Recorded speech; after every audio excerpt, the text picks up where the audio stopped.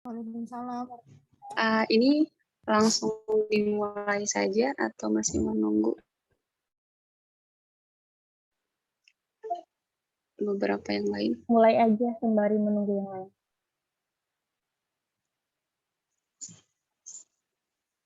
Oke.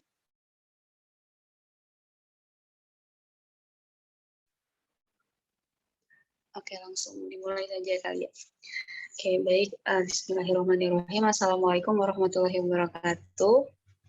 Waalaikumsalam warahmatullahi wabarakatuh. Oke, baik. Selamat malam teman-teman. Salam sejahtera untuk kita semua. Alhamdulillahirrahmanirrahim. Puji syukur marilah kita panjatkan kepada Allah Subhanahu wa Ta'ala atas rahmat dan karunia-Nya karena kita diberikan kesehatan dan kesempatan untuk bertemu di kegiatan kali ini. Tak lupa pula kita junjungkan salawat serta salam kepada Nabi besar kita, Nabi Muhammad SAW.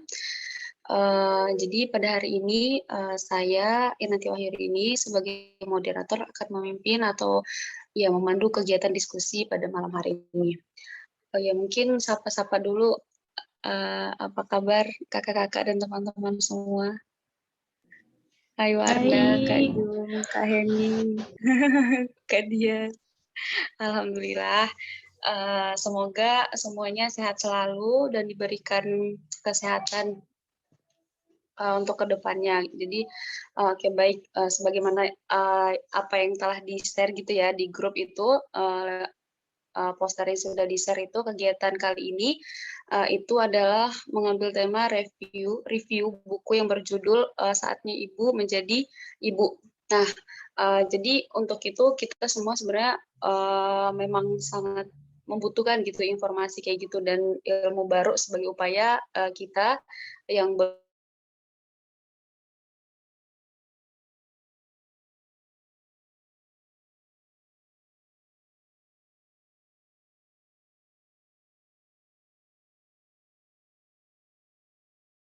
mungkin terkait dengan pematerinya yang akan disampaikan. Jadi sebelumnya untuk forum ini sebenarnya nanti akan banyak gitu informasi yang akan kita dapatkan baik dari pemateri atau mungkin dari teman-teman yang mau sharing-sharing juga. Jadi untuk membantu berjalannya diskusi mungkin dimohon partisipasinya gitu untuk mungkin lebih aktif atau tanya jawab juga nanti supaya diskusinya berjalan dengan efektif gitu. Mungkin cara review buku kali ini yang berjudul Saatnya Ibu Menjadi Ibu itu tentunya tiap orang juga punya rencana gitu dan sebuah harapan bagaimana sih menjadi seseorang ibu yang yang sesungguhnya kayak gitu, dalam arti bisa mendidik anak dengan baik, menjadi panutan ataupun role model bagi anak-anak gitu, orang-orang atau ibu-ibu yang masih belum melaksanakan atau menentukan fitrahnya sebagai seorang ibu. Nah, pertanyaannya, hal apa saja sih yang harus diperhatikan atau perlu dipersiapkan ketika seseorang ini akan menjadi seorang ibu gitu, apalagi kita-kita yang belum berkeluarga atau ya belum menjadi seorang ibu ini. Jadi untuk hal tersebut nanti akan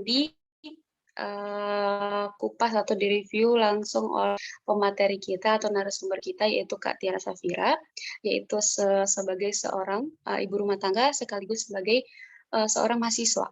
Oke, mungkin langsung saja ke Kak Tiara, waktu dan tepat dipersilahkan. Baik, terima kasih atas kesempatannya untuk moderator kita. Selamat malam teman-teman semuanya. Assalamualaikum warahmatullahi wabarakatuh. Waalaikumsalam warahmatullahi wabarakatuh. Saya izin off cam karena sedang hujan dan sedang mati lampu juga. Jadi belum bisa bersapa langsung dengan teman-teman sekalian. Nah, seperti yang dijelaskan oleh moderator sebelumnya, insya Allah pada malam hari ini kita akan mereview gitu sebuah buku yang berjudul Saatnya Ibu Menjadi Ibu. Apakah suara saya terdengar jelas? terdengar. Oke, saya izin share screen ya.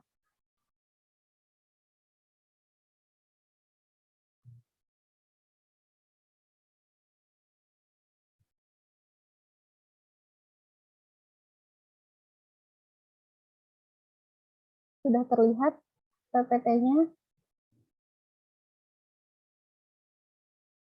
Sudah terlihat. Oke, siap. Saya lanjut ya. Jadi,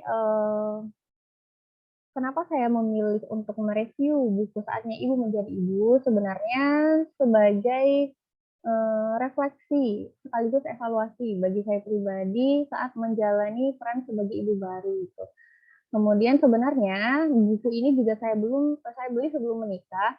Jadi harapannya untuk teman-teman yang belum menikah tidak usah khawatir gitu, atau untuk teman-teman yang belum menjadi ibu juga tidak perlu khawatir karena insya Allah akan banyak yang kita dapatkan ilmunya dari buku ini.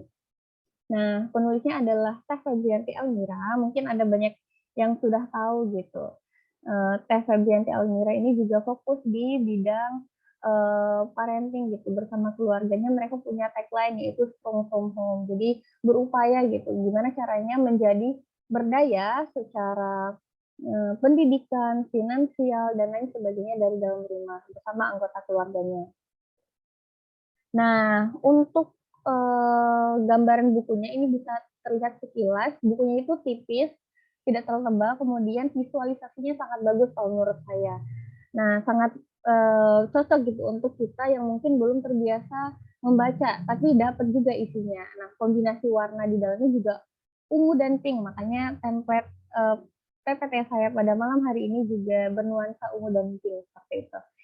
Nah, untuk pembahasannya di sini ada 5 bab. Yang pertama itu ada Strong from Home, kemudian ada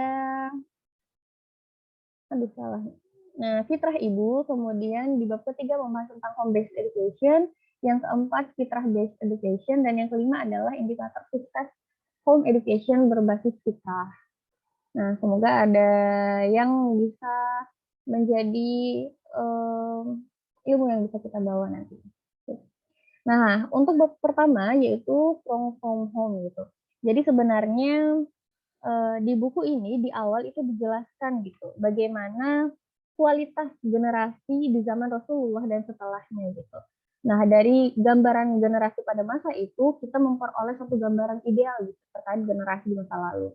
Kemudian selain itu juga diberikan gambaran terkait beberapa data yang menggambarkan bagaimana potret generasi di masa kini dengan segala banyak permasalahannya. Ada yang narkoba, ada yang ini, ada yang itu, dan sebagainya. Nah, kita juga tahu nih bagaimana kualitas diri kita pada saat ini. Kita bisa memetakan gitu, kira-kira bagaimana. Nah, setelah mengetahui kondisi ideal dan kondisi saat ini, nah setidaknya kita bisa mendapatkan gambaran kan bahwa ada gap di sini. Ada gap yang mungkin sangat jauh, akan tetapi ini dengan mengetahui adanya gap ini, setidaknya kita menjadi lebih sadar, lebih aware gitu, bahwa menjadi orang tua atau khususnya menjadi seorang ibu itu bukanlah pekerjaan yang main-main. Nah, sebenarnya apa sih tujuan akhir atau tujuan besar dari pendidikan dan pengasuhan anak? Nah, di buku ini dibahas bahwa tujuannya itu selaras dengan tujuan penciptaan. Nah, maksudnya di sini dimulai dari maksud Allah gitu. Jadi mungkin sudah banyak sekali yang familiar dengan ayat ini gitu. Di Quran surat Az-Zariyat ayat 56. Di mana aku tidak menciptakan jin dan manusia melainkan agar mereka mengabdi atau beribadah kepadaku. Nah, mengabdi di sini atau beribadah di sini itu bukan hanya sebatas ibadah ritual saja, akan tetapi lebih dari itu. Nah, kira-kira peran apa sih yang Allah akui sebagai validasi pengabdian kita kepada Allah? Nah, di buku ini dijelaskan bahwa peran itu adalah dengan berdakwah, dengan mengemban dakwah. Nah, ketika kita mengemban dakwah, maka kita pula sedang mengabdi kepada Allah. Karena dakwah adalah amanah Allah gitu. Jadi bisa dibayangkan kan, misal kita dulu terlahir dari kondisi yang tidak tahu apa-apa menjadi lebih tahu apa-apa. Karena apa? Karena ada yang mendakwahi kita. Begitupun orang lain gitu. Mereka jadi tahu apa-apa karena ada yang mendakwahi mereka juga, ada orang lain yang memberitahu mereka gitu.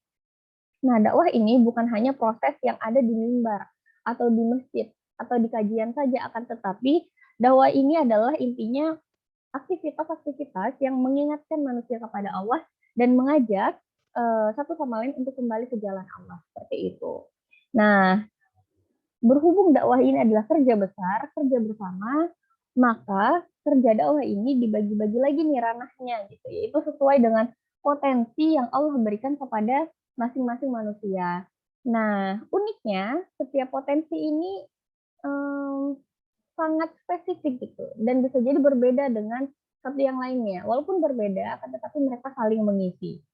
Seperti itu. Jadi kalau dibuat skemanya, jadi tugas kita adalah mengabdi atau beribadah kepada Allah, kemudian dengan cara apa? Yaitu dengan cara berdakwah, mengambil peran sebagai pengemban amanah dakwah, di mana nanti peran spesifiknya adalah berdakwah menggunakan potensi masing-masing gitu. Seperti itu.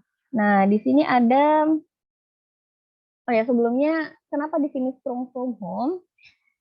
Disebutkan bahwa kita semua yang termasuk dalam unit keluarga, entah itu peran sebagai suami atau istri, bahkan anak-anak itu semuanya memiliki tujuan hidup yang sama gitu. Nah, tugas pengabdiannya sama, ibadahnya sama, peran dakwahnya sama, tetapi peran spesifik dakwahlah yang berbeda-beda. Nah, makanya tagline di sini adalah strong from home gitu. Jadi bagaimana semua anggota keluarga itu kuat gitu atau berdaya gitu untuk mencapai tujuan kehidupan. Nah, ada satu kalimat yang menarik di sini, yaitu kok tidak jalan ya slide-nya. Sebentar.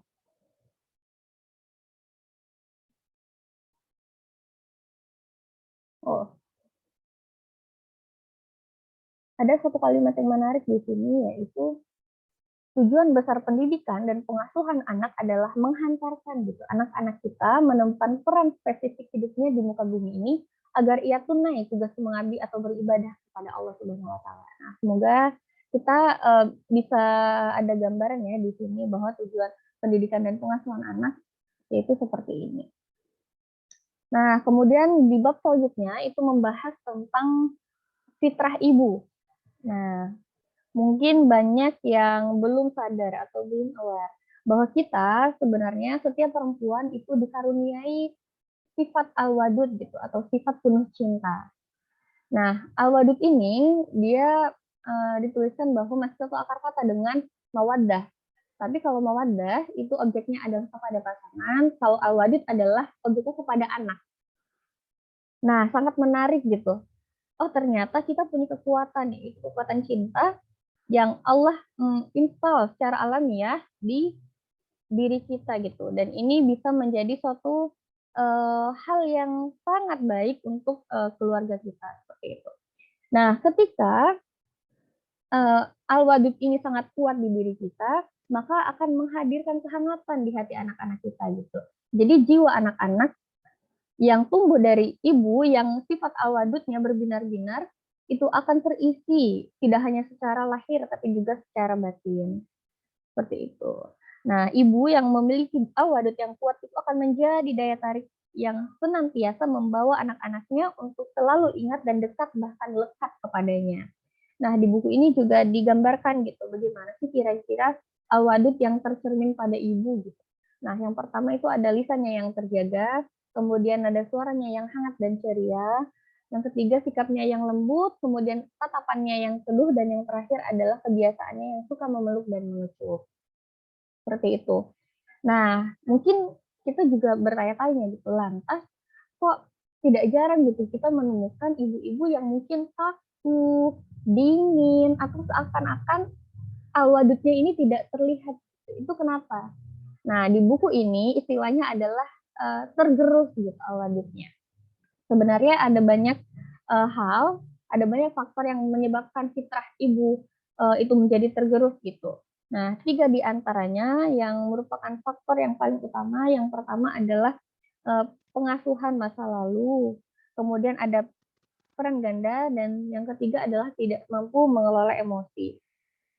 Nah, luka pengasuhan masa lalu itu apa maksudnya? Jadi mungkin pada saat dulu ketika ibu di zamannya itu ada banyak hal yang mempengaruhi gitu, entah dari faktor keluarganya, entah dari faktor lingkungan, sehingga menyebabkan ibu menjadi tidak penuh gitu sifat cintanya seperti itu, dan banyak faktor lain, misalnya inner child dan lain-lain. Kemudian yang kedua yaitu karena ibu itu mengambil peran ganda. Jadi selain ibu menjalankan perannya sebagai ibu, ia juga menjalankan perannya sebagai ayah gitu. Kenapa? Bisa jadi karena sang ayah itu tidak memainkan perannya di dalam keluarga, atau ayah tidak hadir dalam pengasuhan anak gitu. Lebih parahnya lagi, ibu yang berperan menjadi pencari nafkah gitu. Nah, peran pencari nafkah ini pun dimainkan oleh seorang ibu seperti itu, atau mungkin yang single mom dan lain sebagainya. Nah, kemudian yang ketiga itu adalah karena tidak mampu mengelola emosi gitu. Nah, sebenarnya emosi kan suatu hal yang wajar ya, netral gitu. Tetapi pada tingkatan tertentu ini bisa membuat hal yang negatif gitu. Misalnya pada tingkatan nada ibu sudah mulai tinggi, kemudian secara physically, misalnya matanya melotot, kemudian main fisik dan lain sebagainya, ini kan sudah batas kemarahan yang paling atas gitu, dan ini sebenarnya tidak baik gitu. Tidak baik untuk anaknya, sekaligus tidak baik untuk ibu tersebut gitu. Apalagi sampai melontarkan kata-kata yang sudah sangat tidak baik. Ini beberapa faktor yang membuat kenapa sih fitrah ibu itu tergerus. Akan tetapi perlu kita sadari bahwa fitrah al-wadud ini yang terinstal secara alamiah di ibu itu tidak bisa hilang karena dia fitrah gitu. Itu yang perlu kita highlight gitu. Bisa jadi ia mengendap atau tertutupi gitu. Seperti itu. Nah, selanjutnya kira-kira bagaimana sih menjadi ibu penuh cinta gitu. Nah, di sini ada statement yang sangat menarik lagi gitu. Ikatlah hati anak sebelum kau tundukkan akalnya. Nah, pada konteks ibu dan anak, kelekatan ini adalah hal yang fokus sekali untuk ibu gitu. Nah, ini dibangun di awal-awal usia anak gitu, tepatnya di rentang usia 0 sampai 7 tahun dan lebih khususnya di usia 0 sampai 2 tahun karena ada fase menyusui di situ. Nah, ini menarik ya. Di situ kita juga bisa memaksimalkan fase menyusui gitu. Misal dengan menatap wajahnya, menggenggam tangannya, mengusap punggungnya, melantunkan kalimat-kalimat yang baik, kemudian aktivitas-aktivitas positif gitu yang mendukung kelekatan antara ibu dan anak. Nah, di sini bukan hanya dekat ya, lekat tuh kalau misalnya kita sering dengar adalah bonding. Bonding kan dekat. Nah, lekat itu lebih dari itu. Jadi tidak hanya dekat tapi menempel gitu. Aktivitas menyusui adalah aktivitas yang lebih dari dekat gitu, menempel antara ibu dan anak. Nah, ini paling penting. Nah, tantangannya ketika fase menyusui ini, mungkin kita dengan alasan ini dan itu, pertimbangan ini dan itu, kita banyak menggunakan waktu menyusui itu untuk main HP, untuk melakukan aktivitas-aktivitas yang seharusnya bisa kita skip terlebih dahulu dan kita maksimalkan untuk proses menyusui ini, seperti itu. Nah, di fase 0 sampai 7 tahun ini sebenarnya tidak hanya anak yang beradaptasi gitu, akan tetapi ibu juga. Ketika fase ini berhasil dilalui, maka ibu juga akan lebih siap gitu menghadapi peran-peran selanjutnya. Kemudian anak pun ia juga lebih siap untuk menghadapi tantangan di dunia baru gitu setelah ia dilahirkan. Nah, ini sangat menarik dan mungkin sering diabaikan oleh kita semua seperti itu. Nah, ada saran juga bahwa di rentang ini, di usia 0 sampai 7 tahun ini, baiknya gitu, kita bersabar gitu untuk tidak terburu-buru ingin mengaktualisasikan diri gitu, apabila itu berdampak pada melalaikan peluang membangun kelekatan dengan anak gitu. Dan mungkin tidak mudah gitu, karena mungkin proses adaptasi perempuan yang dulunya bisa bebas, lebih bisa melakukan ini dan itu, akan tetapi di sini dianjurkan untuk bersabar dulu gitu. Karena ketika kita berhasil di fase ini, maka fase selanjutnya kita akan lebih leluasa gitu untuk mengaktualisasi diri dibandingkan kita tidak optimal di fase ini, kemudian meluangkan lebih banyak waktu lagi untuk memperbaiki kesalahan kita di masa depan. Seperti itu. Nah, manfaatkan momentum menyusui untuk benar-benar optimal gitu, meluapkan cinta kepada anak melalui pendengaran, penglihatan, dan hati. Nah, seperti yang dijelaskan sebelumnya, pendengaran itu sebenarnya kan bayi janin sudah mulai bisa mendengar gitu. Indera pendengarannya sudah aktif sejak ia dalam kandungan, maka digunakan untuk melakukan hal-hal yang baik, kayak gitu. Misalnya komunikasi yang baik, mengajarkan ini dan itu, mengajarkan berkomunikasi dan lain sebagainya. Kemudian penglihatan ini pada saat fase menyusui itu diberikan jarak yang sangat dekat. Maka manfaatkan aktivitas itu gitu, untuk saling menatap satu sama lain. Kelak ia akan terbiasa gitu untuk ngomongnya juga saling menatap mata dan sebagainya. Nah, ketika pendengaran dan penglihatan kita optimalkan dengan baik, maka akan lebih mudah gitu mengikat hati anak. Kemudian ketika sudah berhasil untuk mengikat hati anak, maka akan lebih mudah kita tundukkan akalnya. Tundukkan akalnya di sini maksudnya adalah kita lebih mudah untuk memberikan nilai-nilai atau norma positif atau ilmu kehidupan yang baik. Nah, di sini lagi-lagi ada banyak statement yang menarik di buku ini. Nah, di bab ini disebutkan bahwa ibu yang berhasil membangun kelekatan pada anak akan membuat ibu juga anak sama-sama sehat secara jiwa. Dan ibu pasti mampu melakukannya karena fitrah cinta al-wadud ini yang begitu besar yang Allah semayamkan di dalam dirinya. Jadi setiap ibu itu pasti punya fitrah cinta ini. Seperti itu. Nah, bab selanjutnya itu membahas tentang home-based education. Nah, home-based education atau pendidikan berbasis rumah adalah amanah dan kesejatian peran dari Allah bagi setiap orang tua dan tidak elok apabila didelegasikan gitu. Karena sebuah peradaban sesungguhnya berawal dari sebuah rumah, dari sebuah keluarga.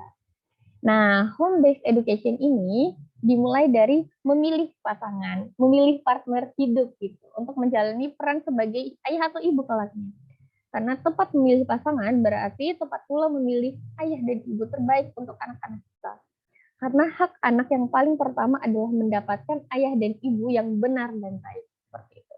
Kemudian dilanjutkan lagi dengan pendidikan gitu, sejak dalam rahim, kemudian hingga lahir. Kemudian setelah dia lahir ke dunia, ada lagi proses pendidikannya sesuai dengan tahapan usia. Nah, kalau di buku ini dibahas bahwa tahapan usia pendidikan seorang anak itu ada 4. Yang pertama itu adalah tahap relatif, yaitu usia 0-7 tahun.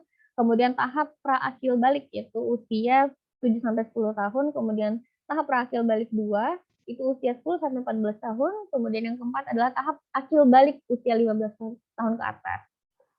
Seperti itu. Jadi sebenarnya home based education ini bukan hal yang luar biasa gitu, tapi mungkin asing bagi kita karena kita belum pernah mendapatkan amunisi ilmu ini. Padahal hal yang biasa gitu, orang tua ya memang bertanggung jawab kepada anaknya. Seperti itu. Makanya lewat buku ini dikuatkan lagi, oh ternyata peran kita memang penuh gitu untuk mendidik dan mengasuh anak, seperti itu. Nah, di sini juga dibahas beberapa prinsip yang perlu dipegang kuat gitu sebelum memulai home education bagi yang belum menikah ataupun yang sudah menikah sembari dipersiapkan gitu. Karena ini sangat penting gitu untuk menunjang pendidikan anak kita nanti. Nah, yang pertama itu pendidikan tidak sama dengan persekolahan gitu. Salah satu contohnya adalah misal di persekolahan atau di kuliahan itu kan membutuhkan strata gitu. S1, S2, S3, kalau di rumah itu tidak. Kita ibu walaupun tidak sekolah ya kita tetap ibu gitu, wajib untuk mendidik anak-anak. Makanya ilmunya juga ditingkatkan. Nah, yang kedua itu orang tua harus pandai membaca ayat-ayat Allah gitu. Baik itu ayat-ayat yang terdapat di dalam kitabnya ataupun yang bertebaran dengan sempurna di alam raya. Nah, kemampuan membaca ini penting gitu karena hasil pembacaan itulah yang kelak akan kita gunakan untuk mendidik anak-anak kita. Nah, yang ketiga yaitu bersungguh-sungguh membersihkan dirinya dari dosa dan kesalahan. Nah, mendidik anak itu sebenarnya proses yang sangat panjang gitu. Apalagi dalam membangkitkan fitrah-fitrah yang terinstal di dalam diri anak gitu. Nah, sangat mustahil berjalan lancar ketika pendidikan ini dibangkitkan oleh jiwa-jiwa orang tua yang kotor gitu. Maka kita sebagai orang tua itu perlu gitu untuk melakukan pembersihan jiwa, tazkiyatun nafs istilahnya gitu, agar proses pendidikan kita kepada anak itu lebih optimal gitu. Karena fitrah yang baik hanya akan menerima dari fitrah yang baik juga. Seperti itu. Oke, yang keempat yaitu tugas mendidik dan mengasuh anak tidak bisa dititipkan kepada orang lain kecuali pada orang tuanya. Nah, ini perlu kita highlight lagi bahwa Allah tuh pasti punya alasan khusus gitu kenapa menitipkan anak kepada kita. Dan pasti kita merupakan orang tua yang terbaik bagi anak-anak kita. Maka penting untuk memaksimalkan itu gitu karena kelak yang akan dimintai pertanggungjawaban tuh bukan nenek kakek kita, bukan orang tua kita yang mengasuh anak, bukan babysitter, bukan onti-ontinya atau om-omnya, tapi kita gitu. Kita yang akan dihisab gitu. Yang akan ditanya pertanggungjawaban ketika diamanahi seorang anak seperti itu. Nah, selanjutnya yaitu fitrah based education. Nah, fitrah based education adalah model pendidikan untuk mendidik, merawat, dan menumbuhkan potensi-potensi fitrah manusia agar tidak menyimpang dari potensi dasarnya. Bahkan menguatkan potensi itu menjadi peran-peran terbaik dan akhlak mulia. Nah, maksudnya bagaimana? Ternyata anak ketika dilahirkan ada fitrah yang sudah otomatis terinstall di dalam dirinya. Gitu. Nah, terkait fitrah ini juga sebelumnya sudah dibahas juga sama Yuri pada pertemuan awal kita, namun akan saya bahas singkat gitu. Fitrah apa saja yang sudah terinstall itu gitu. Yang pertama adalah potensi fitrah keimanan. Kemudian potensi fitrah belajar, potensi fitrah bakat, dan yang keempat adalah potensi fitrah perkembangan. Nah, potensi fitrah keimanan yang pertama maksudnya adalah bahwa setiap manusia yang lahir ke muka bumi ini pernah bersaksi bahwa Allah adalah Rabb-nya. Maka setiap manusia pada dasarnya sudah mengenal dan mengakui sosok Allah gitu sebagai Rabb. Maka sebetulnya tidak ada satupun anak yang tidak cinta pada Rabb-nya gitu. Dan tidak ada anak yang tidak cinta pada kebenaran.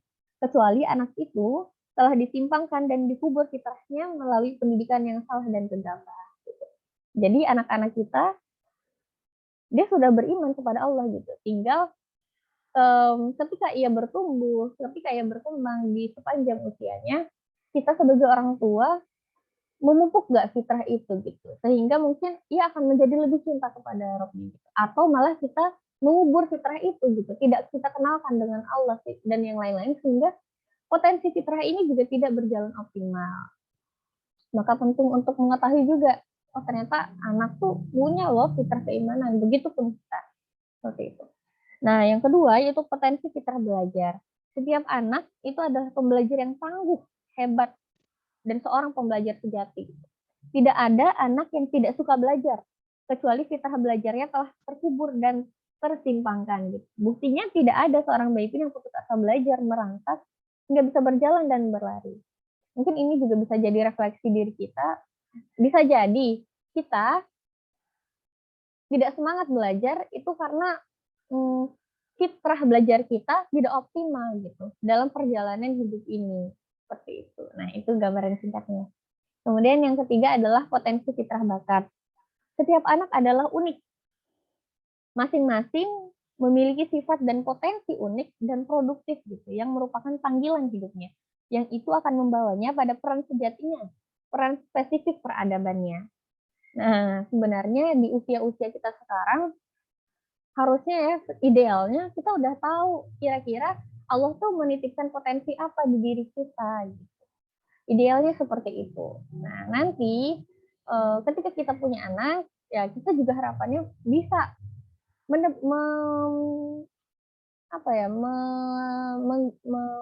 meraba-raba gitu. Kira-kira Allah tuh menitipkan potensi apa ya di anak ini gitu. Sehingga ia bisa bermanfaat gitu untuk agama, negara, bangsa, dan lain sebagainya. Nah, yang keempat adalah potensi fitrah perkembangan. Nah, segala yang ada di muka bumi memiliki sunatullah tahapan pertumbuhannya masing-masing yang tergantung kepada dimensi waktu dan dimensi kehidupan. Nah, fitrah perkembangan maksudnya adalah semua upaya dan tujuan memelihara fitrah harus sesuai sunatullah tahapan waktu gitu. Tidak berlaku kaidah makin cepat makin baik. Juga jangan terlalu terlambat untuk tiap tahapannya. Nah, segala sesuatu yang indah dilakukan pada saatnya. Jadi kita kenalkan keilmuan itu ada tahapannya sesuai tahapan usianya seperti itu. Nah, mungkin bisa kita bahas detail nanti lagi. Nah, yang terakhir di bab kelima, indikator sukses home education based fitrah. Nah, kira-kira kita sebagai orang tua berhasil tidaknya mendidik anak-anak kita itu indikatornya apa gitu.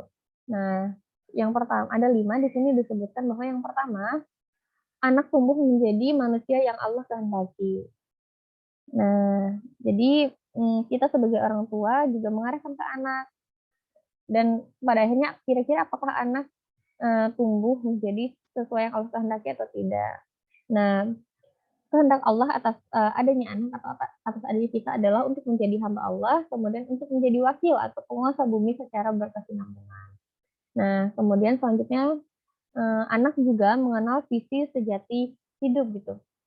Nah, visi sejati hidup ini juga banyak dikenalkan di Al-Quran gitu, yaitu untuk mengabdi kepada Allah. Hingga anak kita, bila kita kenalkan kepada visi sejati hidupnya, maka ia perlu mengetahuinya dari Al-Quran. Maka harus terpapar juga dengan Al-Quran. Nah, yang ketiga yaitu anak menemukan misi spesifik dirinya gitu. Kira-kira Allah menitipkan apa ya di anak kita. Nah, ini sebenarnya unik untuk setiap anak, unik juga untuk setiap kita sebagai orang tua untuk menemukan misi spesifik ini. Nah, tentu ini nggak mudah ya, ada tantangannya gitu. Kadang kita banyak kesulitan juga, kira-kira gimana sih cara menemukan misi spesifik yang Allah titipkan gitu. Nah, di buku ini disebutkan gitu, ada 3 pendekatan yang bisa kita lakukan. Yang pertama adalah dengan bertemu dengan mentor gitu. Misal kita bawa anak-anak kita untuk bertemu dengan orang yang sudah menemukan misi spesifik hidupnya, misal si penggembala pengusaha kambing yang sudah sangat banyak kontribusinya, sudah sangat sukses gitu. Kita bawa anak-anak kita ke sana, kemudian kita melihat kira-kira bagaimana dengan dia, apakah suka dengan hal-hal seperti itu tidak.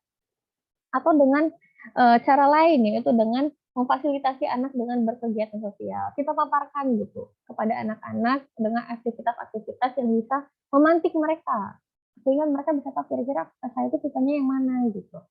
Nah, yang ketiga dengan cara membuat portofolio pendidikan anak. Jadi sepanjang anak tumbuh atau berkembang itu kita buatkan portofolionya. Kira-kira anak tuh paling maksimal, paling berbinar-binar, paling gembira ketika dia melakukan aktivitas yang mana gitu. Nah, dan itu butuh proses yang panjang gitu. Nggak hanya misal satu kegiatan dia suka yang ani, oh ternyata kayaknya ini deh gitu. Nah, itu proses validasinya juga panjang seperti itu. Nah, bisa ditanyakan juga kepada anak, kira-kira dia merasa berbinar-binar itu seperti apa gitu. Dia mau aktif berkontribusi untuk agama, bangsa, dan negara, itu di bagian mana, di peran apa, seperti itu. Nah, ketika anak sudah menemukan misi spesifik di dirinya, maka ia juga bisa mengambil peran banyak di masyarakat gitu, sesuai dengan misi spesifik yang Allah titipkan kepadanya. Sehingga pada akhirnya anak juga berkontribusi gitu membangun peradaban. Nah, singkatnya seperti itu kalau dari saya. Sekian disclaimer dulu, sebelumnya saya juga belum seutuhnya menerapkan ini karena anak masih kecil, karena saya juga masih dalam proses belajar, tapi ini bagus sebagai pemantik diri kita, pun sebagai refleksi dan evaluasi gitu. Ketika posisinya kita sebagai anak, ataupun ketika posisinya kita sebagai calon orang tua nantinya. Gitu. Lebih dan kurangnya mohon maaf. Wassalamualaikum warahmatullahi wabarakatuh. Saya kembalikan ke moderator. Waalaikumsalam warahmatullahi wabarakatuh. Masya Allah sekali ya untuk materi kali ini atau buku yang direview sama Kak Tiara itu benar-benar menjadi ilmu baru gitu atau pengetahuan baru bagi kita. Jadi ini menarik sih. Jadi ternyata memang benar gitu, menjadi seorang ibu itu bukanlah hal yang mudah atau bukanlah hal yang gampang gitu. Kalau misal jadi seorang ibu tuh semata-mata kayak mengurus anak begitu saja, seperti sekedar kayak memenuhi kebutuhan nutrisinya, kayak memberi makan, mandikan, menidurkan, kemudian begitu seterusnya sampai anak nanti bertumbuh besar. Ternyata malah banyak gitu yang hal-hal penting yang harus dipelajari dan diterapkan ketika menjadi seorang ibu, seperti tadi dimulai dari yang adanya pondasi yang kuat dari dalam diri seorang ibu, kemudian fitrah-fitrah bagaimana mempunyai fitrah seorang ibu, kemudian ibu sebagai pendidikan pertama anak. Jadi banyak gitu yang harus diperhatikan dan harus dipelajari gitu untuk modal menjadi seorang ibu guna menciptakan atau mendidik anak-anaknya ini bertumbuh menjadi orang yang berguna atau bermanfaat bagi orang lain gitu. Jadi anaknya ini dia berkembang itu bukan hanya berkembang mengikuti zaman, jadi dia tuh si anak tuh sudah terbentuk gitu sifat dan kepribadiannya akibat dari pola asuh atau ya ilmu dari ibu maupun ayah dari seorang anak ini. Oke. Mungkin buat yang penasaran atau pengen tahu lebih dalam lagi terkait isi buku ini atau ada yang kurang jelas, teman-teman sama kakak-kakak juga bisa bertanya gitu. Karena ini udah waktunya sesi tanya jawab. Jadi bisa ataupun nanti ada yang sudah membaca bukunya mungkin mau sharing gitu bagaimana pandangan kakak-kakak atau teman-teman mungkin berbeda dengan apa yang Kak Tiara sampaikan. Jadi bisa saling sharing gitu di sini atau mungkin ada pertanyaan yang berkaitan dengan apa? Berkaitan dengan tema tadi saat ibu menjadi ibu bisa langsung ditanyakan. Boleh di kolom chat atau langsung menanyakan secara langsung ke Kak Tiara. Oke, sebelumnya ini apa namanya? Ini kan kebanyakan mungkin belum jadi ibu. Cuma nanti kita bisa angkat dari perspektif kita sebagai anak. Kita sharing aja gitu. Siapa tahu mungkin ada banyak yang sudah lebih tahu keilmuannya, ada banyak yang sudah sudah banyak pengalamannya dan sebagainya. Ya. Kak Wardah, boleh langsung saja on mic-nya atau nanti kalau misal ini chat di grup nggak apa-apa. Atau langsung saja nggak apa-apa. Ya, terima kasih Kak Yuni. Asik. Ya, izin bertanya Kak. Bismillah. Jadi dari penyampaian Kakak Iin, yang Wardah highlight di sini adalah tentang mendidik. Nah, kan Wardah belum nikah ya Kak, dan belum jadi seorang ibu juga. Nah, di sini Wardah coba bawa ke ranah mendidik, tapi untuk para remaja misalnya gitu Kak. Nah, tapi di beberapa situasi itu sangat mudah untuk mengajak orang lain kepada kebaikan gitu. Tapi ketika coba diaplikasikan kepada saudara sendiri misalnya gitu Kak, itu sangat-sangat susah. Nah, sebenarnya jawaban-jawaban ini udah Wardah dapat dari beberapa orang juga.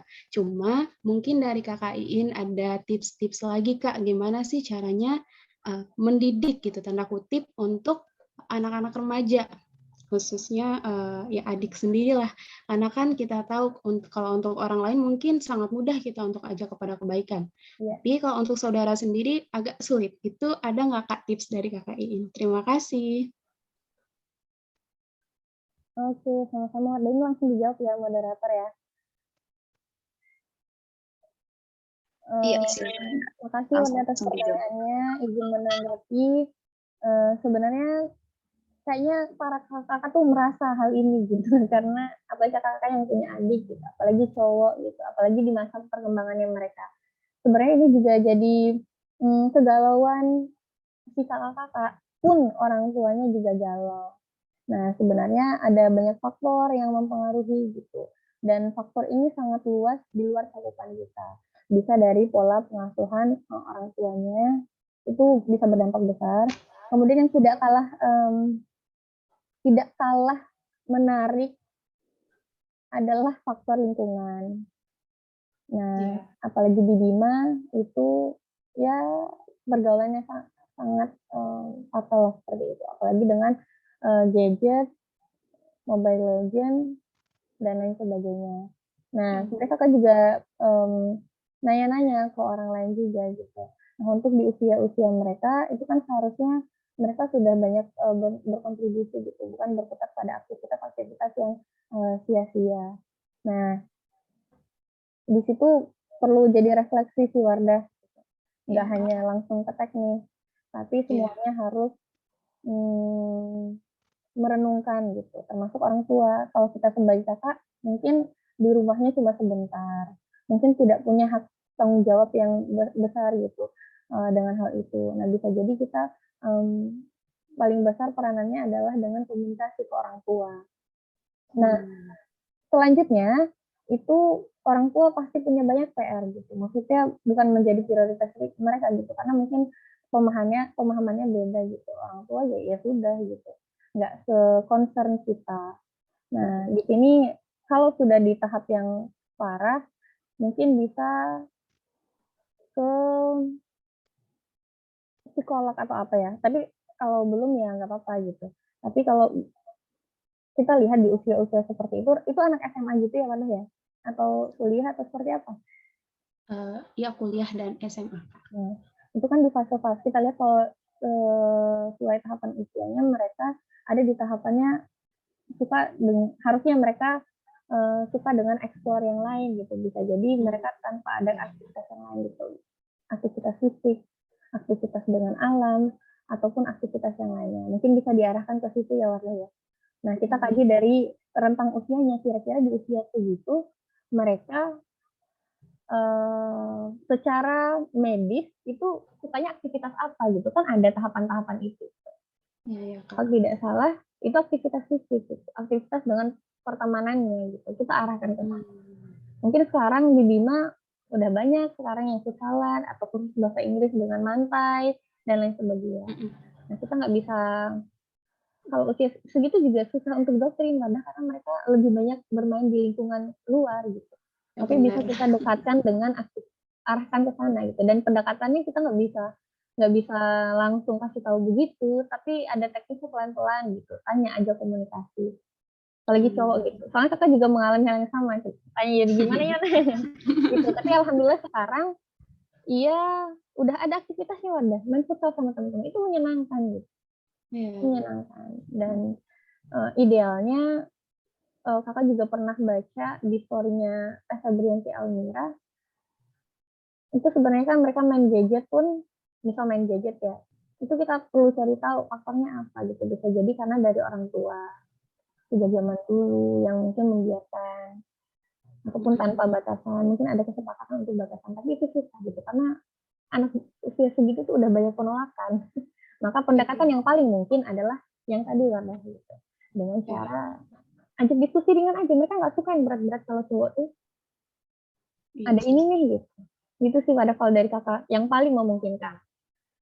Oke, Kak. Cuman prosesnya juga panjang, Wadah, serius. Iya. Prosesnya sangat panjang. Kita juga Wadah kalau udah bertanya itu pasti udah lakuin proses yang panjang gitu. Tapi bisa dicoba, Wadah. Makasih banyak, Kak. Iya, sama-sama. Siap. Oke, gimana Wardah? Udah terjawab? Mantap, Kak. Semangat, Wadah, para kakak-kakak seperti kita ataupun yang lainnya itu harus semangat. Iya. Luar biasa. Jadi kalau dari apa yang Kak Tiara sampaikan tuh lebih ke ini sih, kita memahami metode pendekatannya tuh sesuai perkembangan usianya. Jadi ya mengikuti alur main adik-adik atau saudara-saudara sekalian. Jadi bukan yang diajak, kalau misal untuk anak remaja kan kebanyakan nggak yang serius gitu loh. Jadi biasanya santai-santai kayak gitu. Jadi cara komunikasinya juga disesuaikan kayak gitu biar lebih ngena, lebih masuk gitu kalau sama saudara-saudara. Itu ada yang mau menambahkan? Oke, Wardah. Oh iya. Ada yang mau menambahkan, silakan Kak. Boleh langsung saja.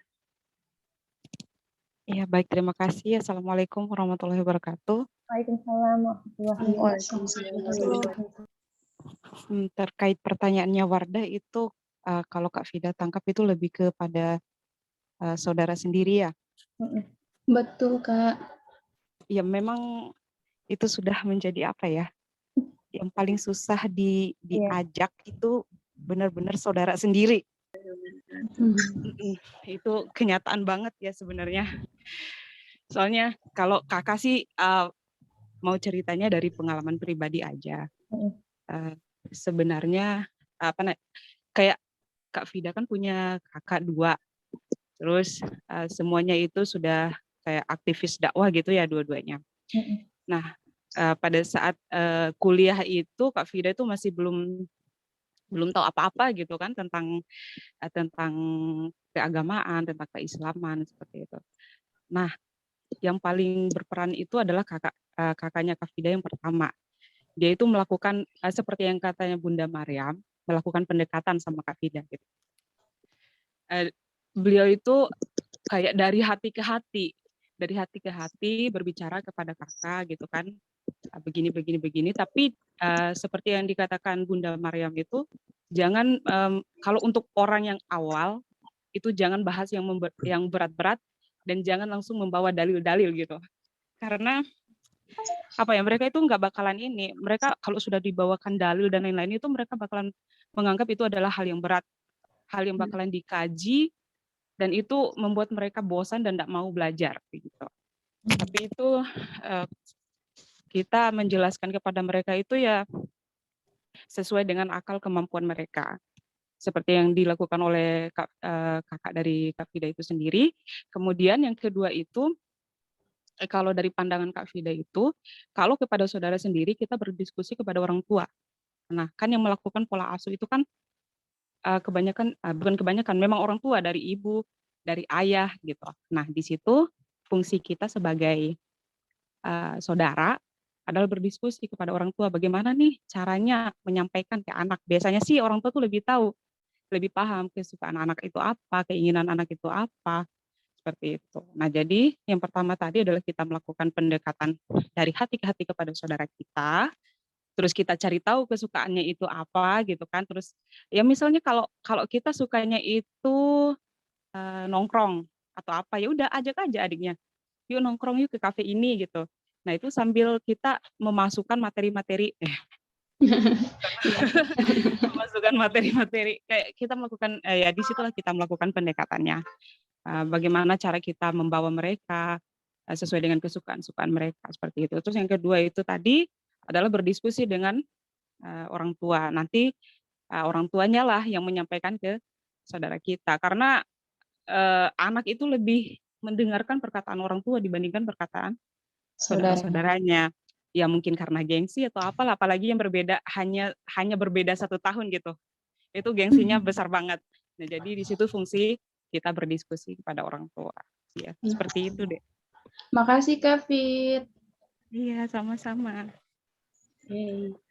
Makasih Kak Fida, mantap, keren. Emang itu sih menyesuaikan anak-anaknya berarti. Mungkin ada yang ingin menambahkan lagi dari pandangan kakak-kakak yang lain Ada yang tentang bertanya, Kalista. iya Kaliska. Oh, mau bertanya. Oke, kalau nggak ada yang menambahkan, Kaliska boleh langsung bertanya.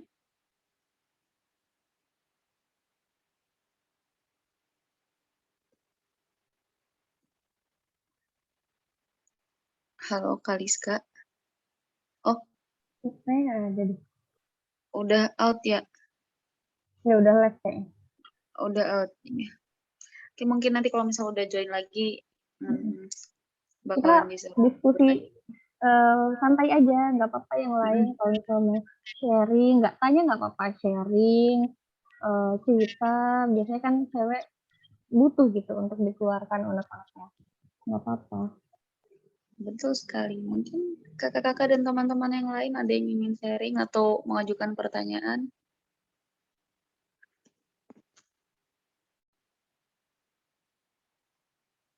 Mungkin ini ya, memposisikan diri. Mungkin belum banyak yang jadi orang tua. Iya. Jadi Kalau iya, tetap memposisikan diri kita aja sebagai anak gitu. Apakah daftar-daftar tadi sudah tercapai semua? Gitu. kalau saya ingin bertanya gimana Kak Tiara? Boleh silakan. Jadi dari apa yang disampaikan tadi kan banyak ya, mungkin kurang lebih ada 5 atau 6 poin gitu. Nah, untuk menjadi seorang ibu itu apakah harus memenuhi semua kriteria itu atau misal 3 aja tuh udah cukup atau bahkan ya semuanya mungkin lebih baik sih, cuman kayak apa harus gitu atau enggak? Kriteria yang mana tuh? Dari semuanya tadi yang apa namanya? Yang strong from home, terus fitrah ibu, terus ada pendidikan yang tadi, itu kira-kira gimana? Sebenarnya kan karena kondisi setiap orang tuh berbeda-beda ya, tapi yang paling penting sekarang adalah kita sadar dulu nih gitu. kita tahu kondisi itu adalah kondisi ideal. Dan sekarang kita di kondisi saat ini. Nah, ternyata ada gap kan di situ gitu. Nah, tinggal kita berusaha aja mengejar ketertinggalan itu gitu. Sebenarnya kita kan hidup juga untuk mengejar kondisi yang ideal gitu. Maka belajar pelan-pelan gitu aja sih. Terlepas ada kekurangan dan yang lain-lain, ya mungkin bisa perlahan kita tingkatkan keilmuannya, pengalamannya, dan lain sebagainya. Soalnya kan tidak dalam satu waktu langsung kita bisa paham semuanya, akan tetapi proses.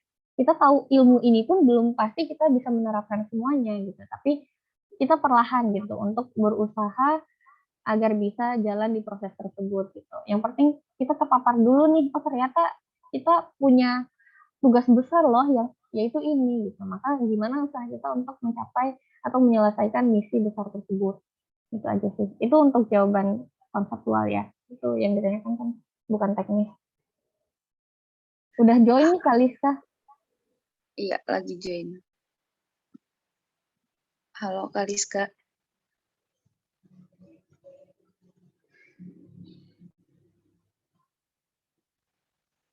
Kaliska.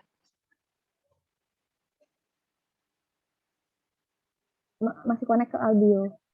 Dan mungkin ini tambahan ya. Dan kita kalau misalnya ingin menjadi lebih baik, maka prosesnya tidak bisa sendiri gitu.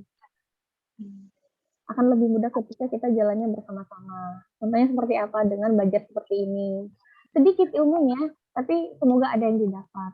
Atau dengan membaca buku. Bisa jadi kita ingat pada saat itu, tapi kemudian lupa tidak apa-apa gitu. Tapi itu kan bisa memantik gitu, agar kita jadi lebih baik. Atau bisa dengan ikut kelas-kelas khusus gitu, misal kelas parenting gitu. Jadi habis dari kelas ini bukan hanya selesai ya, tapi bisa lebih lagi semangat untuk mencari ilmu di tempat yang lain seperti itu. Jadi ketika menjadi ibu pun itu lelahnya juga banyak gitu. Jangan dikira itu adalah pekerjaan yang mudah gitu. Maka bersama-sama bisa dengan berkomunitas, bisa dengan saling menguatkan dengan yang lain dan lain sebagainya. Jangan takut untuk terpapar dengan yang lain ya. Semangat untuk mencari ilmu, berkomunitas di forum-forum yang kita sukai, karena itu akan menguatkan kita gitu.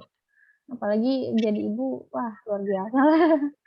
Nah, dulu sedikit pengalaman, saya kira hamil itu yang paling susah, tapi ternyata tidak. Malah ada proses menyusui di balik misalnya putingnya lecet, kemudian asinya nggak keluar, dan lain sebagainya. Nah, saya kira menyusui itu yang paling sulit, tapi semakin besar anak itu tantangannya lebih besar. Dan tantangan ini akan semakin besar ke depannya. Maka perlu kuat gitu dari dalam diri, kemudian dikuatkan juga oleh itu gambarannya. Terima kasih. Mungkin Kaliska tuh udah join bisa. Terima kasih Kak Tiara. Oh iya, Kaliska mungkin tadi ingin melanjutkan, ingin bertanya. Boleh. Halo, Assalamualaikum. Waalaikumsalam. Waalaikumsalam. Maaf tadi ngelag. Enggak apa-apa Kak.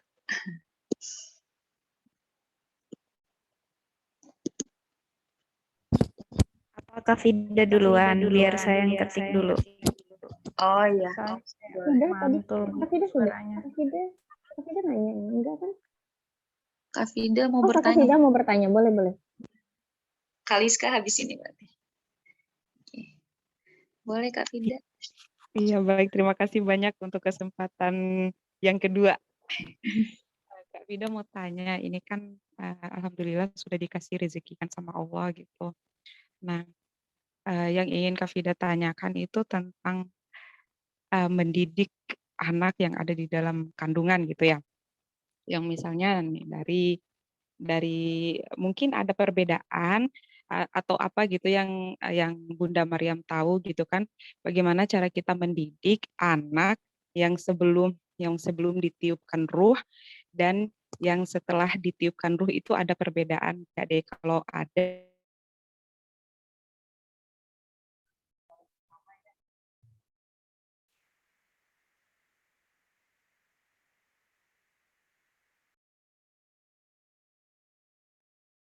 Tadi perbedaan pendidikan ini ya Kak, sebelum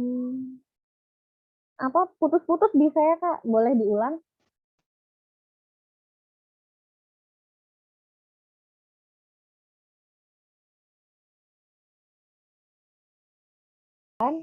Di bayi itu kan dia aktif kalau nggak salah di 4 bulan ya Kak? Iya, Dek. Nah, di 4 bulan. Nah, sebelum 4 bulan biasanya kita merasa nih, oh ternyata ada bayi yang ada janin yang ada di kandungan kita yang dititipkan gitu. Nah, biasanya pada fase-fase itu kita akan lebih sadar gitu dan mendoakan adalah yang terbaik. Mendoakan, tapi tidak apa-apa mendoakannya dengan lisan yang bisa kita dengar sendiri atau tidak, karena setelah 4 bulan baru bisa ia dengar, tapi tidak apa-apa di 4 bulan. Nah, yang saya highlight kalau dari bacaan saya sebenarnya yang paling manjur ketika kita hamil adalah dan itu pada trimester pertama, which is itu adalah 1-3 bulan adalah doa orang tuanya, terutama ibu, karena ya sedang dalam kondisi yang sedang parah-parahnya, yang sedang dalam letih-letihnya, dan Allah banyak mengijabah di doa itu. Nah, kalau nggak salah saya baca buku itu Kak, dan isinya itu gitu. Makanya kedua orang tua tuh saling menguatkan untuk saling mendoakan yang terbaik gitu untuk anak-anaknya. Nah, itu yang di highlight ya Kak. Nah, kemudian setelah ditiupkan ruhnya, kemudian aktif pendengarannya, maka di situ kita mulai bisa berperan untuk memanfaatkan kosakata yang sekitar 20.000 kata per hari itu untuk diperdengarkan juga ke bayi gitu. Itu sebagai bonding kita agar ia juga tenang. Kadang kondisi kita sebagai ibu itu akan berpengaruh besar terhadap kondisi bayi. Kita happy, dia ikut happy. Kita stres, ia pun ikut stres. Nah, kita nggak tahu ya dalam seperti apa, tapi banyak referensi yang menyatakan seperti itu. Entah itu di kajian, entah di buku-buku, psikologis ibu itu sangat dipengaruhi. Seperti itu, Kak. Gitu. Nah, untuk teknis bagaimana mendidik anak, ya bisa kita lakukan dengan ajak berkomunikasi. Komunikasi seperti apa? Misal kita lagi makan. Nak, ini ibu lagi makan, Nak. Makannya ada karbonnya nasi, ada proteinnya ikan, ada seratnya, dan lain sebagainya. Nah, semoga makanan ini bisa bermanfaat ya untuk tumbuh kembang anak bunda gitu di dalam janin. Nah, itu. Atau kita sedang sholat Kak gitu. Nah, bunda sedang sholat gitu. Nanti ikut bunda sholat ya bapak, dengan ayah dan bunda gitu ketika anak itu ketika nanti sudah lahir gitu, kita ibadah bareng ya Nak gitu. Begitupun dengan aktivitas yang lain. Itu akan menstimulasi otak bayi Kak gitu. Katanya seperti itu dan saya melakukannya seperti itu. Nah, itu dalam pembinaan. Belum lagi yang lain-lain. Diperkenalkan ya gitu. Biasanya kan yang lebih banyak ngomong adalah ibunya gitu. Ibu, iya. Yang secara alam ya terinsight diri kita kosakata yang sangat baik, maka kita manfaatkan itu. Makanya seperti yang saya sebutkan sebelumnya, kebanyakan kita melupakan itu gitu. Kadang abai dengan hal itu, padahal itu sangat jelas disebutkan bahwa sangat menstimulasi bayi kita gitu. Belum lagi nanti dielus, sedang naik motor gitu Nak, kita sedang naik motor nih, bismillah ya Nak, kita baca doa ya Nak, semoga Allah lindungi kita dan sebagainya. Nah itu kan mengajarkan tauhid gitu kepada anak walaupun sebelum ia dilahirkan gitu. Nah itu adalah permulaan yang selanjutnya akan kita jalankan lagi gitu setelah ia dilahirkan. Sebenarnya untuk melakukan hal itu tuh tidak bisa langsung sekejap jadinya dan sudah langsung bagus Kak. Biasanya butuh proses. Maka kita sejak dalam kandungan kita manfaatkan, kita simulasi agar setelah ia dilahirkan pun kita terbiasa untuk belajar bareng. Gitu. Menguatkan ikatan juga antara ibu dan anak. Gitu sih Kak kalau dari saya. Masya Allah, keren-keren. Ya, terima Semangat kasih. Kak Fida yang sedang dalam proses yang luar biasa ini. Semoga Allah kuatkan. Amin. Semangat Kak Fida. Ya, terima kasih banyak ilmunya. Siap, sama-sama. Oke. Mungkin sudah terjawab ya Kak Fida ya. Jadi kalau bisa tuh dari sedini mungkin misalnya dalam kandungan tuh diajak-ajak komunikasinya, siapa tahu nanti memang akan berpengaruh ke perkembangan bayinya gitu, tetap diajak komunikasi terus-menerus. Oke. Langsung ke selanjutnya ke pertanyaan Kak Liska. Jadi Kak Rizka bertanya bagaimana cara kita menghindari anak terutama di usia 2 tahun ke atas. Pada saat itu anak kita itu biasanya sering digendong sama orang lain atau tetangga kita. Nah, sedangkan kita tahu kalau di lingkungan kita itu dengan tanda kutip kurang baik gitu, terutama cara mereka mengucapkan kata-kata atau mungkin tingkah laku dan lain-lainnya. Apa yang kira-kira kita lakukan untuk menghindari anak itu tidak ikut apa-apa yang terjadi di lingkungannya. Jadi ya tingkah laku si anak itu tidak mengikuti perkembangan yang di lingkungannya kayak gitu. Bisa mungkin langsung dijawab Kak Tiara. Waalaikumsalam warahmatullahi wabarakatuh. Terima kasih atas pertanyaannya Kak Lisa. Ini sangat mewakili gitu kita semua. Nah, sebenarnya di usia segitu 2 tahun ke atas dia sudah lebih mulai tahu apa-apa gitu. Dan dia sudah mulai mengerti gitu bagaimana yang diucapkan oleh orang tuanya, sedikit lebih paham. Dan kalau dari saya sebenarnya itu sebuah pilihan dan konsekuensi gitu.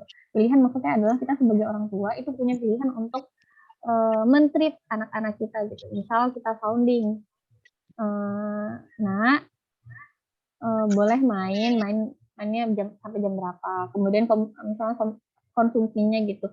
Nanti makannya di rumah aja ya dan lain sebagainya. Ada kesepakatan di situ. Tapi yang paling sering terjadi adalah ketika ia main di luar gitu. Bisa jadi pulang-pulang ia pulang dengan kata-kata atau kalimat yang entah dari mana ia dapatkan gitu. Nah, ini perlu kita sounding juga orang-orangnya gitu. Terutama kakek nenek gitu misalnya yang memberikan makanan yang mungkin secara kita itu belum direkomendasikan untuk anak kita gitu. Nah, ini perlu kita komunikasikan juga ke kakek neneknya, dan ini perlu teknik komunikasi pelan-pelan dan sebagainya. Kita perlu ajak ngobrol gitu. Nah, susahnya kita tinggal di lingkungan yang memang belum paham akan hal itu. Harapannya kita lebih paham, kemudian lebih luas lagi informasinya. Cuman untuk menghindar dari konsekuensi itu sepertinya agak sulit ya Kak, kecuali kita menguatkan gimana peran orang tuanya, kemudian lingkungannya, saudara-saudaranya, dan jangan lupa komunikasi juga ke orang lain yang memungkinkan, kemudian jangan lupa didampingi gitu. Anak itu sebenarnya dia kalau kita sounding dengan baik-baik, secara pelan-pelan, secara masif, ia akan paham. Nah, tinggal kitanya bersemangat atau tidak di arah itu gitu. Kita concern atau enggak di arah itu gitu. Jangan salahkan anak. Kalau anak tiba-tiba dia lebih parah gitu, karena bisa jadi ada peran kita yang membuat mereka seperti itu gitu. Nah, ini case-nya beda-beda ya, tapi konsepnya adalah kita evaluasi gimana peran orang tua, gimana orang terdekat, kemudian treatment apa aja ke mereka. Kurang lebih seperti itu sih Kak. Memang banyak kejadian di kita gitu. Nah, sebenarnya kita udah bisa ngira-ngira sih kira-kira gimana pengasuhannya, pendidikannya, lingkungannya. Nah, cuman kita untuk fokus ke sana kan agak susah ya. Tinggal kita berupaya di diri sendiri. Kemudian lingkungan terdekat. Gitu sih. Kalau sederhananya dari saya begitu kali, mungkin untuk jawaban detailnya yang lebih teknis itu bisa dilihat dari psikologi anak atau dokter anak, itu bisa. Terima kasih, semoga bisa jadi pemantik ya Kalista. Jangan dijadikan acuan mutlak. Gitu. Oke. Baik, terima kasih Kak Tiara. Gimana Kaliska? Mungkin ada yang ingin diklarifikasi atau mungkin ada yang ingin ditanyakan lebih lanjut?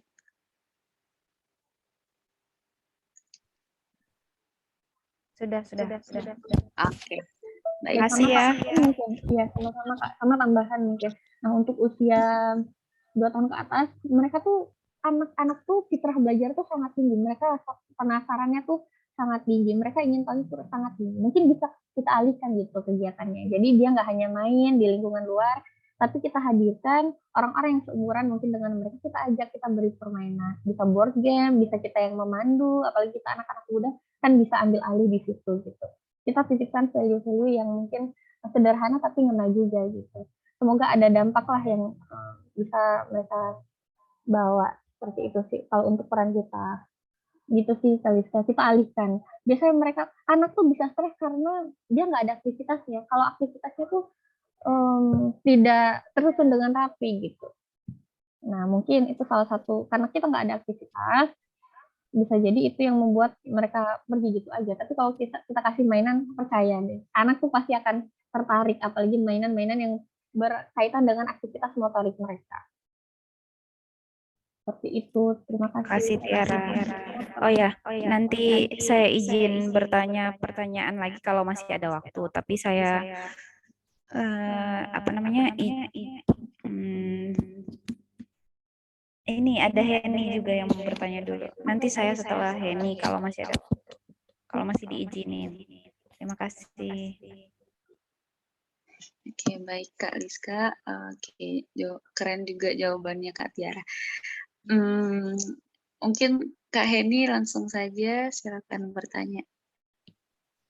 Baik, bismillahirrahmanirrahim. Assalamualaikum warahmatullahi wabarakatuh. Sebelumnya, terima kasih Kak Iin untuk materinya malam ini luar biasa, Masya Allah. Yang ingin saya tanyakan yaitu, kan kadang kita sebagai orang tua, ya umumnya sebagai manusia lah, pastinya memiliki rasa futur dalam diri kita. Nah, terutama dalam belajar bagaimana caranya agar menjadi orang tua yang baik bagi anak kita, bagaimana caranya agar anak kita menjadi anak yang menjadi generasi Qurani, Islami yang pengen kita, yang sesuai sama keinginan kita lah gitu. Nah, itu gimana caranya agar kita tuh bangkit dari futur itu sehingga kita tidak berlama-lama di dalamnya. Kadang kan saya sendiri misalnya kadang terlena sama pengalaman-pengalaman sebelumnya, kayak misalkan pernah ngasuh ponakan, pernah ngasuh anak orang lain kayak gitu, itu tuh menjadi patokan bahwa saya tuh udah tahu gitu cara gimana harusnya mendidik anak yang baik gitu. Padahal kan sebenarnya kita sebagai orang tua tuh harusnya belajar terus tanpa henti gitu. Nah, gimana caranya agar kita tuh keluar dari rasa futur itu? Gitu. Terima kasih Kak Iin. Ya, makasih Heni atas pertanyaannya. Itu luar biasa. Apa namanya, kalau dari saya sebenarnya memang betul gitu. Kita sebaiknya selesai dengan diri sendiri dulu gitu. Baiknya sebelum jadi orang tua gitu. Nah, diri sendiri ini bukan hanya kita gitu, tapi juga pasangan.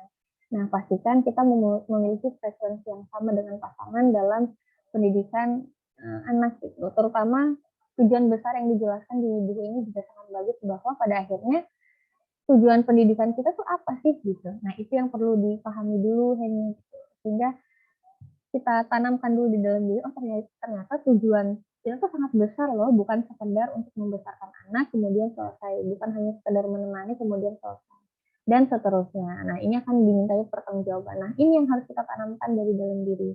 Nah, dan ini butuh proses gitu, makanya kita harus juga terpapar dengan buku, terpapar dengan ilmu, terpapar dengan teman-teman yang lain yang memiliki frekuensi yang sama gitu.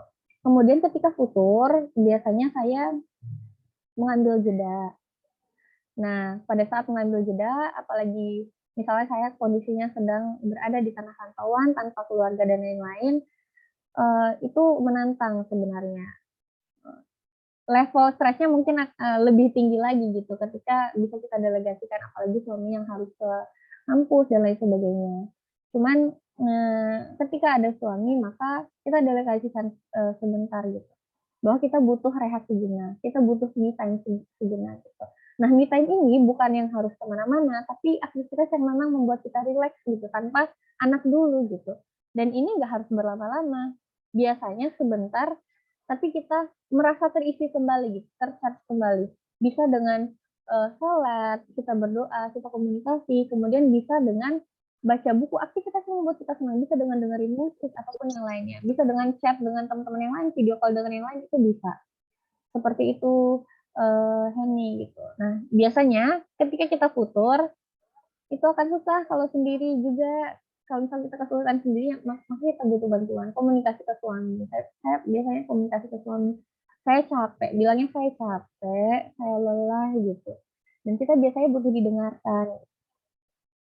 Komunikasi aja, kita butuhnya suami apa. Itu komunikasikan aja ini supaya kita nggak merasa sendiri. Nah, biasanya kendala terbesar ketika menjadi ibu baru adalah ketika orang lain tuh merasa bahwa sebenarnya kita juga ada di peran baru loh, bukan hanya bayinya yang terlahir baru, tapi kita juga terlahir baru sebagai ibu gitu. Nah, hal-hal seperti ini perlu untuk dikomunikasikan kepada orang terdekat, terlebih kepada suami. Kuatkan ini komunikasi, ngobrol lebih dekat, lebih dalam kepada suami. Bahwa kita memang bukan tumbuh sendiri, kita tumbuh bersama gitu. Nah, itu sih yang paling mempan di saya kalau berkaitan dengan futur. Biasanya ketika selesai ngobrol, biasanya kan kita cewek butuh ngobrol aja, itu selesai ngobrol akan lebih lega, akan lebih suami gitu. Nah, ketika tidak ada suami, kita bisa dengan journaling, mengeluarkan emosi-emosi yang ada, mengeluarkan kegalauan yang ada, mengeluarkan kenapa kita futur gitu. Nah, itu perlu saya analisis juga kenapa sih kita futur itu. Kita tuliskan ya Allah, saya futur kenapa ya gitu. Berdoa seperti itu Henny. Atau mungkin entah ya Henny sudah pernah join atau enggak, mungkin bisa ikut dengan kelas-kelas yang berkaitan dengan ibu Henny. Misal, dan ini bukan hanya kelas yang belajar 1 bulan selesai, tapi yang berkelanjutan. Kalau saya ikutnya itu komunitas ibu profesional gitu. Nah, di sana ada banyak sekali pilihan gitu. Dalam mendidik anak, kemudian kalau misalnya itu namanya perkuliahan, kalau dalam materi-materi mendidik anak itu aktivitas perkuliahan istilahnya.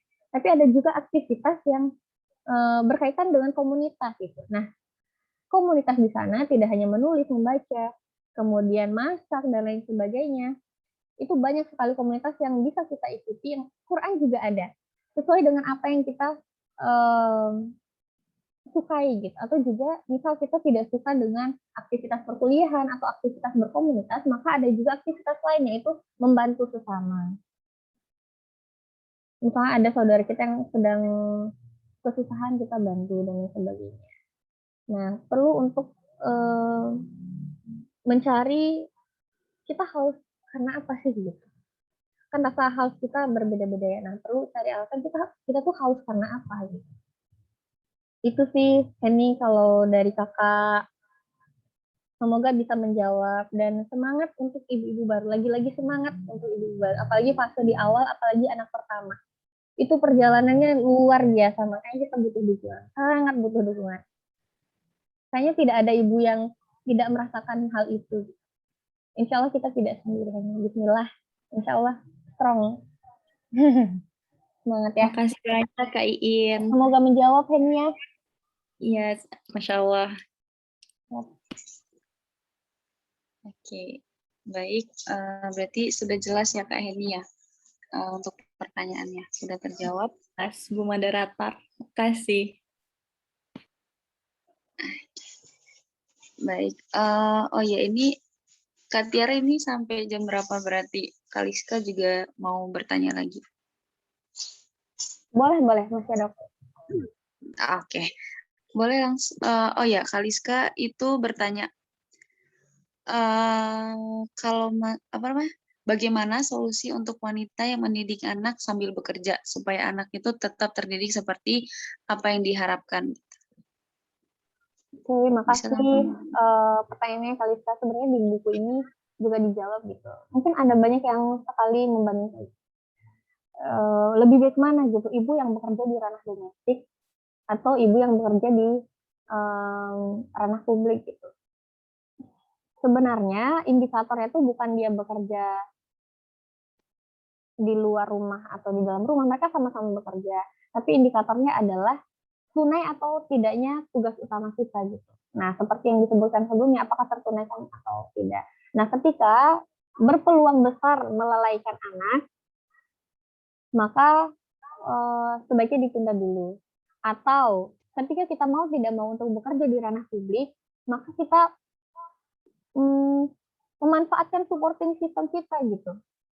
Dengan catatan value-value yang kita pegang itu tertunaikan tuntas semua kita sampaikan gitu, agar tidak banyak sekali terpapar dengan value yang mungkin tidak sama dengan kita gitu Kalista, karena memang ada banyak sekali tuntutan gitu yang mungkin single mom dan lain sebagainya itu mau nggak mau harus bekerja untuk anak-anaknya. Jadi highlightnya adalah tunai atau tidaknya tugas kita sebagai ibu gitu. Karena yang paling berhak gitu menerima pengabdian kita itu anak. Nah, itu yang perlu di-highlight.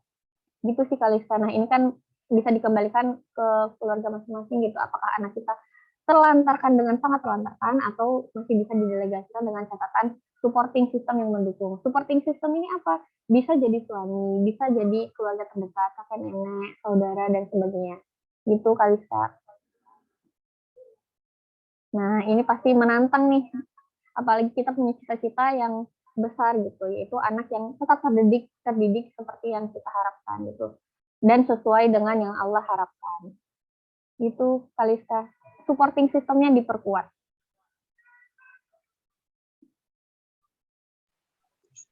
Cukup sih kalau dari saya. Oke, baik. Kira-kira Kaliska mungkin udah dijawab, apakah ada yang mau ditanyakan lagi? Atau sudah jelas gitu dari apa yang disampaikan oleh Kak Tiara?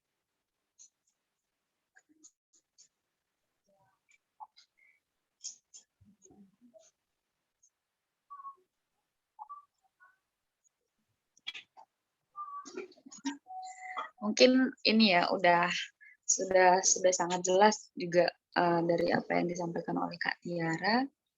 Oke, terima kasih Kak Tiara. Sama-sama Kakak. Iya, masih ada waktu untuk bertanya lagi, Kak Tiara? Kayaknya Atau ini deh, Mariam sudah memanggil-manggil. Oh iya, oke. Baik, mungkin untuk kita akhiri ya berarti ya. Oke, baik. Alhamdulillah untuk rangkaian sesi diskusi pada malam hari ini udah terlaksana dengan baik.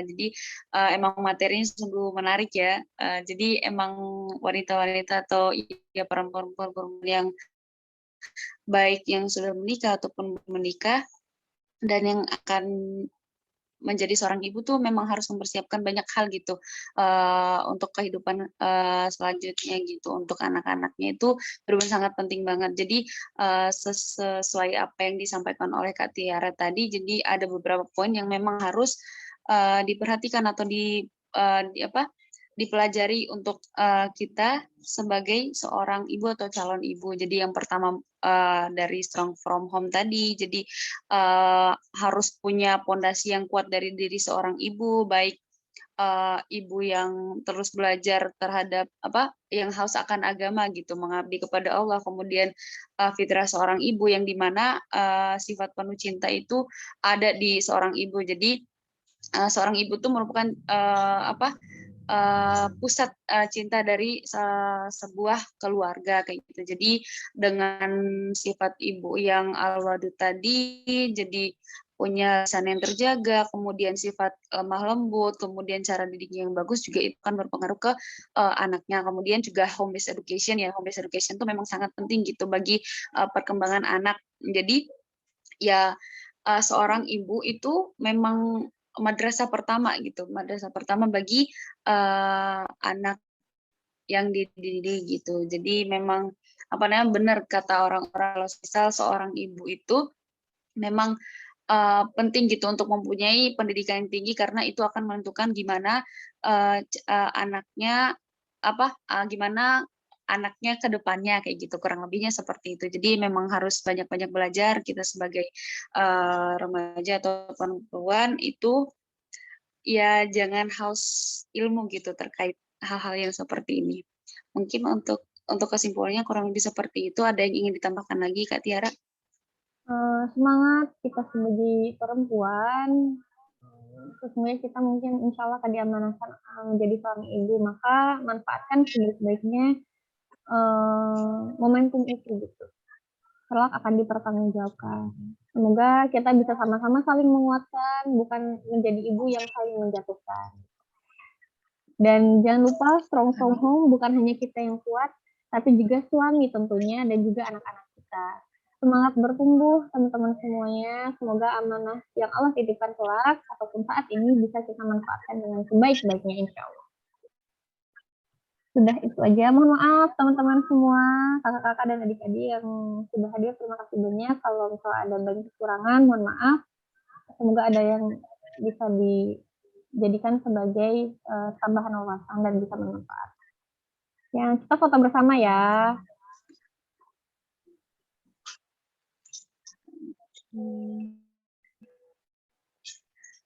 Boleh on cam. Boleh on cam. Kakak-kakak.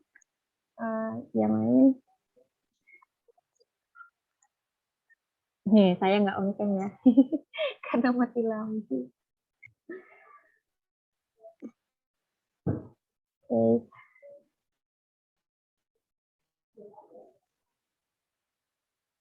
Heni titip salam sama Mariam juga, adik Mariam. Semangat. Oke. Sudah?